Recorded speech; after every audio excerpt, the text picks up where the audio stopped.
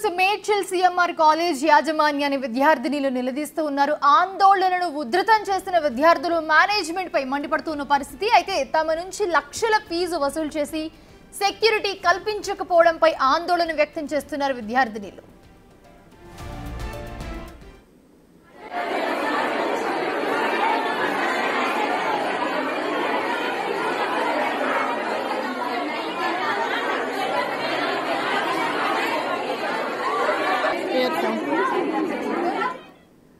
Medchal CMR college యాజమాన్యాన్ని ప్రస్తుతం నిలదీస్తూ ఉన్నారు. బాత్రూంలో కెమెరాలు ఉన్నాయి, వీడియోలు తీశారు అని చెప్పి విద్యార్థినిలు నిరసన వ్యక్తం చేస్తున్న పరిస్థితి మనం చూస్తున్నాము. దానికి సంబంధించి యాజమాన్యాన్ని కూడా వాళ్ళు నిలదీస్తూ ఉన్నారు.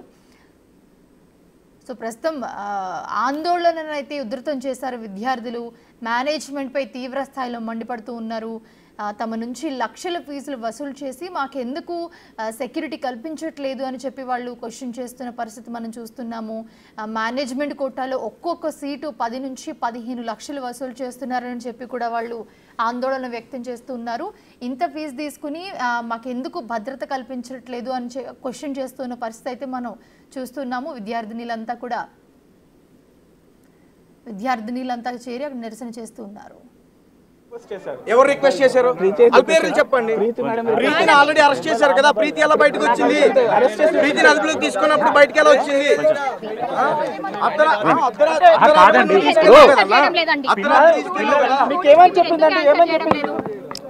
ఆన్సర్ చేస్తున్నా కదా మేడం. బయట వాళ్ళ సిస్టర్ వెయిట్ చేస్తున్నారు, వాళ్ళని లోపల వదులుతలేరు.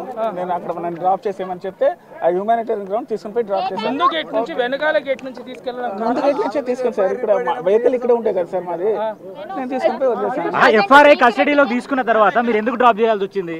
ఎఫ్ఐఆర్ ఆ విషయం తెలుసు సార్. అంటే ఇంత పెద్ద గొడవ జరుగుతున్నా కానీ మీకు ఈ కాలేజ్ ఇష్యూ తెలియదు మీకు? సో ఎవరైతే అలిగేషన్స్ ఎదుర్కొంటున్నారో మొదటగా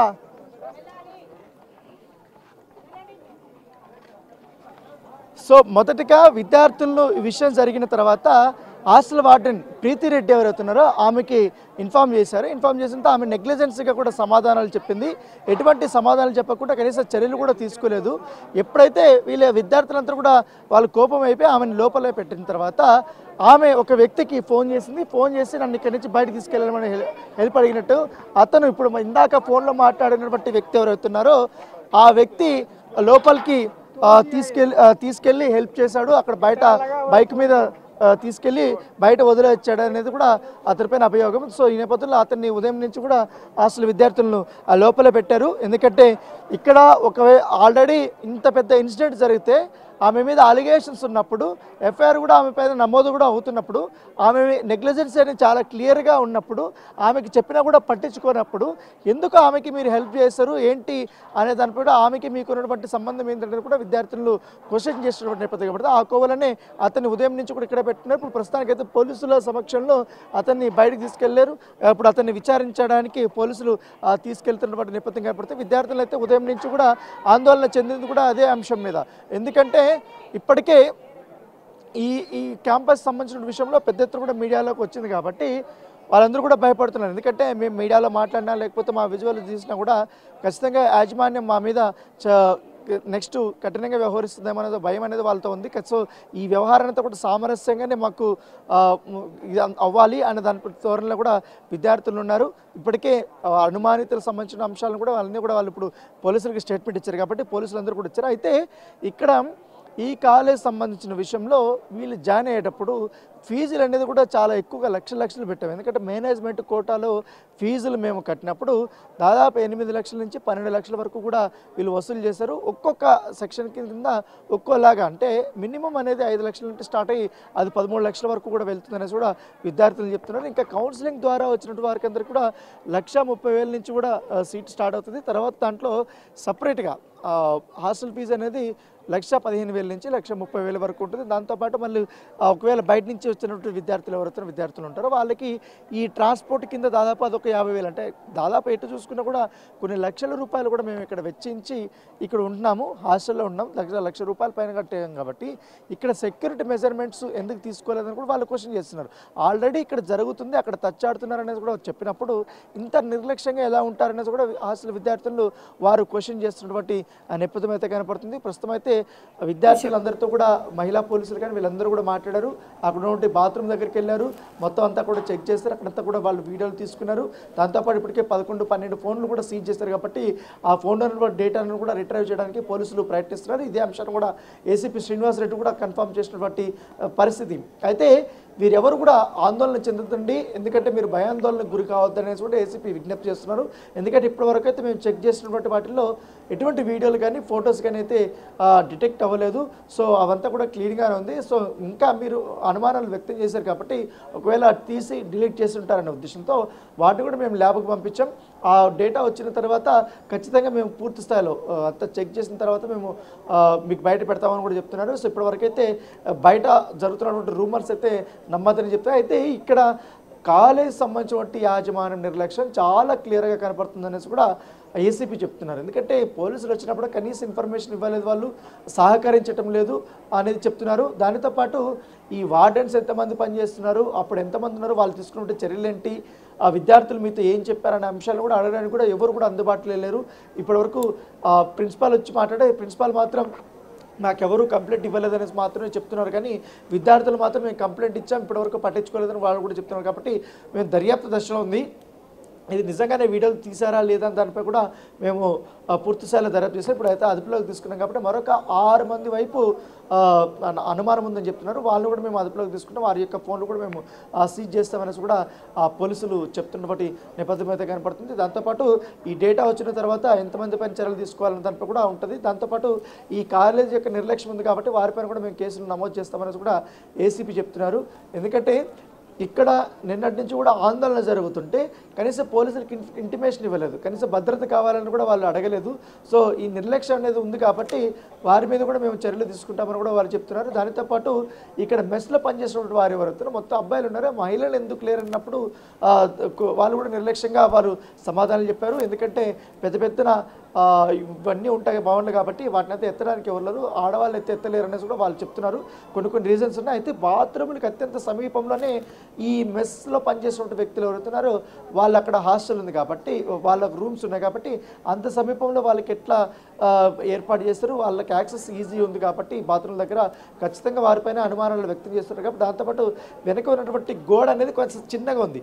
సో ఆ చిన్నగా ఉన్నటువంటి నేపథ్యంలో మిగతా సంబంధించిన వాళ్ళు కూడా ఎక్కడానికి దూకడానికి ఉంటుంది అనేది కూడా విద్యార్థులు లేవనెత్తినటువంటి వారి క్వశ్చన్ కాబట్టి దానిపైన కూడా ఇప్పుడు యాజమాన్యం నుంచి ఒక క్లారిఫికేషన్ అనేది తీసుకోవాల్సినటువంటి అవసరం ఉంది. దానిపైన కూడా ఇప్పుడు ఇన్వెస్టిగేషన్ స్టార్ట్ చేశాము, దర్యాప్తు కొనసాగుతుంది. సో ఇంకా చాలామంది పేరెంట్స్ వీళ్ళందరూ కూడా వచ్చారు, వాళ్ళు కూడా కంప్లైంట్ ఇచ్చారు కాబట్టి అఫీషియల్గా మాకు ఎక్కడా కూడా యాజమాన్యం నుంచి కంప్లైంట్ అయితే రాలేదు. విద్యార్థులను వాళ్ళ తల్లిదండ్రుల నుంచి మాత్రమే కంప్లైంట్ ఇచ్చింది కాబట్టి వాటిని బేస్ చేసుకొని మేము ఇన్వెస్టిగేషన్ మేము స్టార్ట్ చేస్తామని చెప్తున్నారు. మహిళలు అయితే ఇప్పుడు విద్యార్థులు అయితే విజువల్స్లో అంటే వీడియోస్ అయితే మా ఏవి తీయదండి, మేము పోరాడుతుంటాం కానీ మాకు మళ్ళీ కాలేజీలో ఇబ్బందికరమైన పరిస్థితులు వస్తాయని కూడా వాళ్ళు భయపడుతున్నటువంటి పరిస్థితి. రానా, ఇక్కడ ఒక్క విషయం, అసలు విద్యార్థినులు చెప్తున్నారు, వాళ్ళ వర్షం మనం విన్నాము, యాజమాన్యం దీనికి ఇంకా ప్రాపర్గా రియాక్ట్ అవ్వాలని పరిస్థితి కూడా చూస్తున్నాము. సో అసలు ఎక్కడ స్టార్ట్ అయింది ఇది, వాళ్ళు ఎప్పుడు చూసారు, గతంలో ఇలాంటివి ఏమైనా జరిగాయా, లేకపోతే వార్డెన్ వరకు వచ్చి అక్కడ సర్ది చెప్పడం ఇలాంటివి ఏమైనా జరిగాయా, లేకపోతే ఇదే మొదటిసారా, అసలు వెనక్కున్న బీహార్ వాళ్ళు అక్కడ ఎందుకున్నారు, వాళ్ళకి ఎందుకు అక్కడ స్టే ఇచ్చారు, గర్ల్స్ హాస్టల్ అని తెలిసినప్పుడు చుట్టూ చాలా పగడ్బందీగా ప్లానింగ్గా ఉంటుంది అందరూ, సో ఎవరిని రానివ్వడం పోనివ్వడం ఇట్లాంటివి ఏం చెయ్యరు. సో అలాగే వాళ్ళకి అకామిడేషన్ ఇస్తే అక్కడ ఎందుకు ఇచ్చారు వాళ్ళకి అసలు?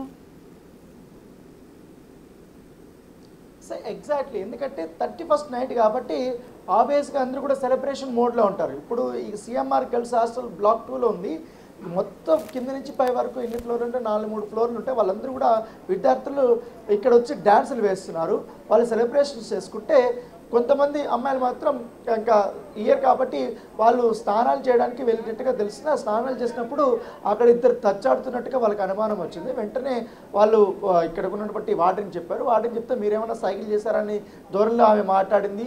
తర్వాత మేము మళ్ళీ మా సీనియర్స్గా వీళ్ళందరూ కూడా వెళ్ళి చెక్ చేసినప్పుడు అక్కడ హాస్టల్ దగ్గర ఫింగర్ ప్రింట్స్ అనేది చాలా క్లియర్గా కనపడుతుంది. సో ఇక్కడ ఎవరో చూస్తున్నారు, ఇక్కడ ఎవరో వీడియోలు తీస్తున్నారు అనేది కూడా మేము చెప్పాము. సో పట్టించుకోలేదని కూడా వాళ్ళు చెప్తున్నారు. అయితే ఈ బీహార్కి సంబంధించిన వాళ్ళు ఏమైతే అంటే ఇక్కడ దాదాపు 12 మంది ఉంటారు.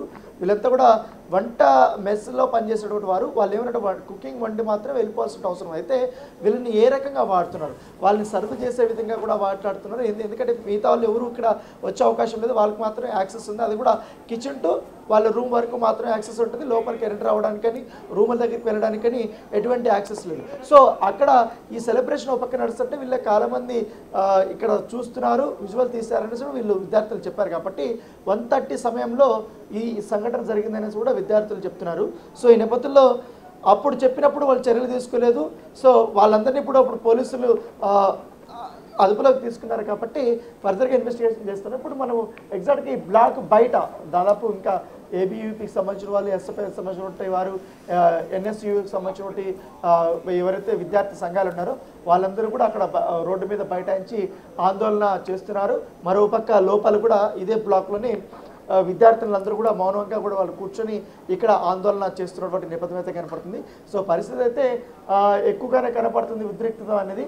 ఎందుకంటే లోపల నుంచి బయటకి ఎక్కువ మంది వచ్చేస్తున్నారు, బయట నుంచి లోపలికి కూడా ఎక్కువ మంది వచ్చేస్తున్నారు. దాంతో కూడా పోలీసులు కూడా విద్యార్థులు ఎవరు కాదు ఏంటనే దానికి కూడా వాళ్ళు ఐడెంటిఫై చేసి వాళ్ళ విద్యార్థి కాని వాళ్ళందరూ కూడా బయటికి పంపించేస్తున్నారు. సెక్యూరిటీ కూడా చాలా ఎక్కువగా పెంచారు. మొత్తం ఎంటైర్ క్యాంపస్లో కూడా దాదాపు ఇతర పోలీస్ స్టేషన్స్ కూడా మేము సెక్యూరిటీని పిలుచుకొని వచ్చామని కూడా ఏసీపీ కూడా చెప్పారు. సో ఇప్పుడు ఈ బ్లాక్ దగ్గర అయితే మొత్తం సెక్యూరిటీ అనేది పెంచారని కూడా చెప్తున్నారు. ఎవరు కూడా ఆందోళన చెందవద్దని కూడా చెప్తున్నారు. ఇప్పుడు యాజమాన్యం నుంచి కూడా ఎటువంటి ఇప్పటి వరకు ఇన్ఫర్మేషన్ అలా చెప్తున్నారు. విజువల్ చూడొచ్చు. నైట్ ఈ సెక్యూరిటీ కొలాప్స్ అంటే ఇవంతా కూడా పగలగొట్టేస్తారు. మొత్తం ఈ చైర్కి సంబంధించిన అనేవాళ్ళు. తర్వాత విద్యార్థి సంఘాలు వీళ్ళందరూ కూడా వచ్చారు. కాబట్టి ఈ రూమ్లో సెక్యూరిటీ ఉంటారు. సో వాళ్ళు కూడా సరిగ్గా పట్టించుకోవాలనే ఉద్దేశంతో వాళ్ళందరూ కూడా ఇక్కడ బ్లాక్ చేసినటువంటి నేపథ్యం ఇవంతా కూడా పగలగొట్టేసినటువంటి పరిస్థితి అయితే కనబడుతుంది. Right thanks for the briefs Rana.